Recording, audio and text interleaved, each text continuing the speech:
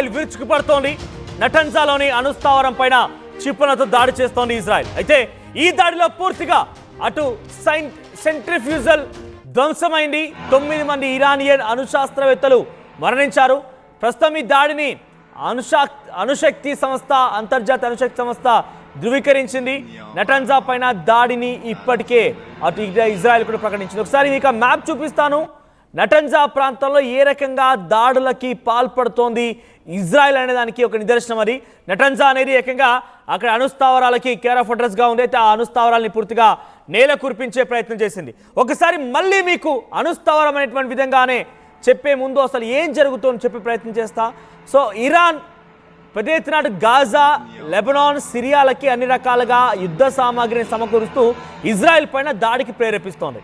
Hamas, Hezbollah సంస్థలకు కూడా ఇటు గాజా, ఇటు ఇరాన్ నుంచే పెద్ద ఎత్తున వెపన్స్ వస్తున్నాయనేది ఇజ్రాయెల్ చాలా పక్కాగా నమ్ముతోంది. అయితే పలుమార్లు హెచ్చరించింది. ఏమాత్రం ఇరాన్ వినలేదు కదా. అటు గాజా పైన విచక్షరహితంగా దాడులకు పాల్పడు తమపై దాడి చేయొద్దనే ఆలోచనతో, లేదంటే గాజాకి ఇజ్రాయెల్కి మధ్య ఎన్నో రోజులుగా యుద్ధం కొనసాగుతుంది. అయితే యుద్ధానికి నేపథ్యంలోనే ఇరాన్ ఏం చేసిందంటే నువ్వు గాజా పైన దాడి చేయకు, వద్దు అని నిర్వహించే ప్రయత్నం చేసింది. ఏమాత్రం ఇజ్రాయెల్ వినకపోయేసరికి ఇజ్రాయెల్ మీద ముప్పేట దాడి చేసింది. కానీ అక్కడ నుండి ఐరన్ డోమ్ ఆ మిజైల్స్ని, ఆ డ్రోన్స్ని అడ్డుకొని గాల్లోనే కుప్పకూల్చేసింది. ఇక ప్రస్తుతానికి ఇరాన్ ఆపరేషన్ ట్రూ ప్రామిస్ 3 నేపథ్యంలో ఇజ్రాయెల్ అటువంటి పౌరులపైన, ఇజ్రాయెల్ ప్రభుత్వాలపైన ముప్పేట దాడికి సిద్ధమైంది. 9 అణుబాంబులు ఉన్నాయి. 9 అణుబాంబులని మేము ఇజ్రాయెల్ పైన ప్రయోగిస్తామన్నటువంటి ఒక బహిరంగంగా వార్నింగ్ ఇచ్చింది ఇరాన్. ఈ నేపథ్యంలో ఏం చేయాలో తోచలేదు. పక్కగా అంతా వ్యూహరచన చేసుకున్నారు. ముసాద్ లాంటి ఒక అద్భుతమైనటువంటి ప్రపంచ దేశాల్లోనే అత్యుత్తమమైనటువంటి ఒక ఇంటెలిజెన్స్ నిఘా వ్యవస్థ ఇజ్రాయెల్ దగ్గర ఉంది. అయితే ఇజ్రాయెల్ వ్యవస్థ వాటిని పసిగట్టింది. దీంతో దాన్ని పసిగట్టడమే కాకుండా ఇక తిరుగు దాడి చేయాల్సిందే. మన పైన అణుబాంబులు రాకమనిపై మనమే అణుబాంబులను కుప్ప కూల్చాల్సినటువంటి ఒక లక్ష్యంతో ఇజ్రాయెల్ ముందుకు వెళ్ళింది. అందుకే నటన్జా, ఎస్ ఇక్కడ మీరు విజువల్స్లో చూస్తున్నారు, రైట్ సైడ్ బాక్స్ చూడండి, నటన్జా అణుస్థావరం పైన, ఎస్ ఇజ్రాయెల్ వైపు నుంచి నటన్జా అణుస్థావరాల పైన ఏ రకంగా ఇరాన్ మెరుపు దాడులకు తెరలేపినా చూడండి. అయితే మీరు అనుకోవచ్చు ఇక్కడ ఇరాక్, సిరియా ఈ గగనతలంపై నుంచి ఏ రకంగా ఇజ్రాయెల్ వెళ్ళగలిగింది, ఏ రకంగా దాడులు చేయగలిగింది అంటే ఇది ఒక షాకింగ్ అందరికీ.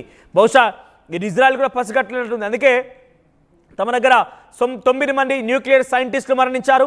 10 మందికి పైగా వింగ్ కమాండర్లు మరణించారు. ఆర్మీ చీఫ్ మరణించారు. ఎయిర్ ఫోర్స్ చీఫ్ కూడా మరణించారు. ఇదంతా పక్కన పెడితే అటు political adviser to Ali Khamenei, Ali Shamkhani కూడా మరణించారు. చూడండి ఇక్కడ ఇదంతా కూడా గ్రాఫికల్ రిప్రజెంటేషన్లో మీకు చూపిస్తుందంతా కూడా అణుస్థావరాలే. అవన్నీ అణుస్థావరం నటన్జా ప్రాంతంలో ఉన్నాయి. ఇరాన్లోని నటన్జా ప్రాంతంలో అణుస్థావరం ఉన్నట్టుగా ఇజ్రాయెల్ గమనించింది. ఒక్కసారిగా ముప్పేట దాడి చేసి నటన్జా ప్రాంతాన్ని కుప్పకూల్చేసింది, న్యూక్లియర్ స్థావరాల్ని పేల్చేసింది. ప్రస్తుతం ఇక్కడ రేడియేషన్ లీక్ అవుతున్న విషయాన్ని అటు న్యూక్లియర్ అటామిక్ ఎనర్జీకి సంబంధించిన వ్యక్తులందరూ కూడా కన్ఫర్మ్ చేశారు. అణుశక్తి సంబంధించిన శాస్త్రవేత్తలు కన్ఫర్మ్ చేశారు. సో అక్కడ న్యూక్లియర్ రేడియేషన్ లీక్ అవుతోంది. ప్రజలంతా భయభ్రాంతులకు గురవుతున్నారు. ఇక్కడ మన ఆర్టీవీ స్క్రీన్ పైన చూడండి, ఎల్లో కలర్ కనబడుతున్నటువంటి ఆ సర్కిల్స్ అన్ని కూడా నటన్జా, రైట్, నటన్జా ప్రాంతంలో ఆ ఎల్లో కలర్ సర్కిల్స్లో కనబడుతున్నంతా కూడా అది న్యూక్లియర్ స్థావరాలకు సంబంధించిందే. సో ఇజ్రాయెల్ 1500 కిలోమీటర్ల దూరంలో నుంచి మిసైల్స్ని ప్రయోగించడమే కాకుండా ఇరాన్ భూభాగంలో కూడా తమ డ్రోన్ల ఫ్యాక్టరీని ఏర్పాటు చేసింది. అక్కడి నుంచి కూడా పెద్ద మొత్తంలో డ్రోన్లను ప్రయోగించింది. సుమారుగా ఒక 3 స్టోర్డ్ బిల్డింగ్ని అక్కడ ఇజ్రాయెల్ ఆక్యుపై చేసుకొని అక్కడ తమ డ్రోన్స్ని తయారు చేసే ఫ్యాక్టరీగా మలుచుకుంది. డ్రోన్స్ని తయారు చేస్తూ ఇరాన్ పైన ముప్పేట దాడి చేసింది. ప్రస్తుతానికి అక్కడ రేడియేషన్ లీక్ అవుతున్నట్టుగా పక్కాగా తేల్చేశారు. రేడియేషన్ లీక్ అవుతుందని చెప్పి అణుశక్తి సైంటిస్టులు దీన్ని తేల్చేశారు. ఇరానియన్ అణుశాస్త్రవేత్తలు కూడా మరణించారు. అణుశక్తి సంస్థ, అంతర్జాతీయ అణుశక్తి సంస్థ ఇప్పటికే ఇంటర్నేషనల్ అటామిక్ ఎనర్జీకి సంబంధించిన అధికారులు, ఎస్ ఇరాన్లో రేడియేషన్ లీక్ అవుతోంది, ఆ రేడియేషన్ లీక్ అవ్వడం కారణంగా ప్రజలంతా అనారోగ్య బారిన పడుతున్నారు, ఏ క్షణమైన రేడియేషన్ యొక్క స్థాయి పెరగొచ్చు, పెద్ద విస్తృతంగా రేడియేషన్ని పెంపొందించవచ్చు, రేడియేషన్ వల్ల అక్కడ ప్రజలు మొత్తం కూడా మరణించవచ్చు అనేటువంటి మాటని ఇంటర్నేషనల్ అటామిక్ ఎనర్జీకి సంబంధించిన అధికారులు ధృవీకరిస్తున్నారు. ప్రస్తుతానికి నటన్జా ప్రాంతాన్ని కుప్ప కూల్చుతున్న విషయాన్ని ప్రకటించింది. నటన్జాపై దాడిని ఇప్పటికే ఇజ్రాయెల్ ధృవీకరించింది. అయితే ప్రస్తుతానికి సెంట్రిఫ్యూజల్ కోల్పోయినట్టుగా తెలుస్తోంది. సో నటన్జాలో అణుస్థావరం పైన క్షిపణులు దాడి చేసినట్టుగా ఇరాన్ ఒప్పుకుంది. ఇరాన్ కూడా దీన్ని అంగీకరించింది. తారాస్థాయికి యుద్ధం చేరింది. ప్రస్తుతానికి ఈ దాడి ఇంకా కొనసాగుతుంది. ఎటు చూసినా ఈ దాడులు కొనసాగుతున్నాయి. అయితే దీనికి సంబంధించి అటు China, Britain, France and Germany deescalate అంటున్నాయి. అంటే మీరు వెంటనే వెనక్కి తగ్గండి, యుద్ధాన్ని ఆపేయండి, శాంతి భద్రతల విఘాతం కలుగుతోంది, ప్రపంచ దేశాలన్నీ అల్లాడిపోతున్నాయి, మూడో ప్రపంచ యుద్ధానికి దారితీసే అవకాశం ఉంది, మీరు కనుక వెనక్కి తగ్గకపోతే ఇరు దేశాలకి కాదు ప్రపంచం మీద పైన కూడా పెను ప్రభావం చూపిస్తున్నటువంటి మాటని వాళ్ళు మాట్లాడుతున్నారు. కానీ ఇటు ఇజ్రాయెల్ కానీ అటు ఇరాన్ కానీ ఏ మాత్రం వెనక్కి తగ్గడం లేదు. ఇక్కడ ఒక అడుగు ముందుకు వేసేకంగా ఫ్రెంచ్ ప్రెసిడెంట్ మాక్రాన్ ఒక విషయం చెప్పారు. G7 సమ్మిట్కి హాజరైనటువంటి డొనాల్డ్ ట్రంప్ వెంటనే ఒకరోజు ముందుగానే షెడ్యూల్ ముగించేసుకొని వైట్ హౌస్కు వెళ్ళిపోయారు కదా. అయితే వెళ్ళిపోవడం గల ప్రధాన కారణం అటు ఇరు దేశాలకు మధ్య సీజ్ ఫైర్ని ముందుకు తీసుకురావడమే.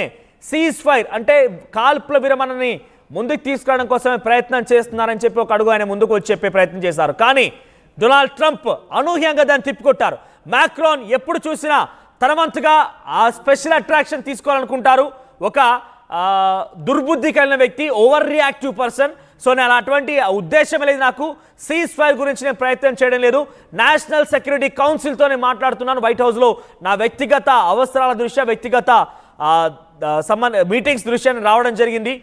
ఎక్కడ కూడా నేను ఇరు దేశాల మధ్య సీజ్ ఫైర్ అనే అంశమే లేదని చెప్పి డొనాల్డ్ ట్రంప్ దాన్ని చాలా తేలిక కొట్టిపారేశారు. అంటే అక్కడ ఫ్రెంచ్ ప్రెసిడెంట్ మాట్లాడిన మాట కూడా వెనక్కి తగ్గుతున్నాయి. ఇక్కడ డొనాల్డ్ ట్రంప్ ముందుగానే ఏమన్నారంటే, మీరు కనుక న్యూక్లియర్ వెపన్స్ని వినియోగం పైన న్యూక్లియర్ వెపన్ స్టేట్స్తో కలిసి NPT నాన్ ప్రొలిఫరేషన్ ట్రిటీని మీరు కనుక అంగీకరించకపోతే పొరపాటు పడ్డట్టే, మీ అంతు తేలుస్తాను, there will be no more over and over again, ఇదంతా అయిపోయింది, ముగిసింది, మీరు కనుక అంగీకరించి సంతకం చేయకపోతే మీరు ఇబ్బంది పడతారు, మీరంతా కూడా పూర్తిగా కుప్పగూలిపోతారని చెప్తూనే టెహ్రాన్ ప్రాంతాన్ని వదిలేసి వెళ్ళండి, టెహ్రాన్ ప్రాంతం నుంచి అక్కడి నుంచి అందరు ప్రజలు వెళ్ళిపోవాలి, టెహ్రాన్ ప్రాంతం నుంచి వెళ్ళిపోయి అందరూ కూడా సురక్షిత ప్రాంతాలకు వెళ్ళిపోండి, మా టార్గెట్ సామాన్యులు కాదు, మా టార్గెట్ అలీ కమీన్ అనేటువంటి మాటని అటు ఇజ్రాయెల్, అమెరికా రెండు చెప్తున్నాయి. ఈ అమెరికా ఈ వార్నింగ్ ఇవ్వడంతో, డొనాల్డ్ ట్రంప్ ఈ వార్నింగ్ ఇవ్వడంతో ఇజ్రాయెల్కి మరింతగా భుజం తట్టి మరి ఎస్ యుద్ధానికి దిగిపోనే ఉన్నా నీకు అన్నట్టుగానే ధైర్యం ఇచ్చినట్టుగానే ఉంది. ప్రస్తుతం ఇక్కడి పరిస్థితి ఇంకెలా దారితీస్తుందో తలుచుకుంటేనే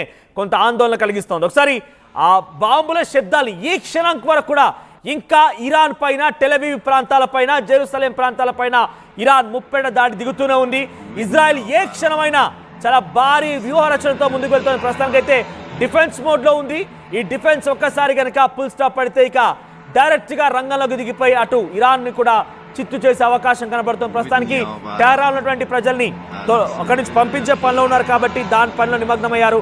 ఏ క్షణమైన వారంతా ఎవాక్యుయేట్ చేయగానే అందరినీ అక్కడ టెహ్రాన్ ప్రాంతాన్ని మొత్తం కూడా చుట్టుముట్టే అవకాశం కనబడుతుంది. ఒకసారి మనం ఈరోజు జరిగినటువంటి దాడులకు సంబంధించి ఆ శబ్దాలు విందాం.